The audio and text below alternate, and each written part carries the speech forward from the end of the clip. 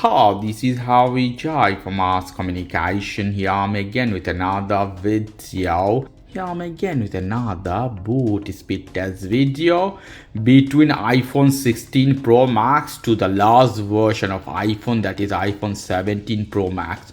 So this is the flagship of the last year and this is the flagship of this year.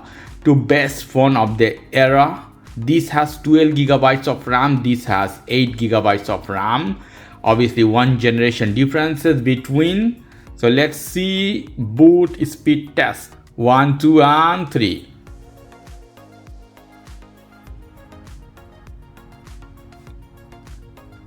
iPhone 16 Pro Max boot little bit faster because it's a brand new phone. So in this case we can say iPhone 16 Pro Max is a winner compared to the newest version of iPhone.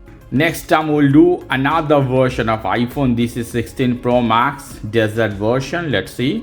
Okay guys, if you like this video, please do subscribe to my channel. If you like this segment, please give me a thumbs up. Take care till then. Bye.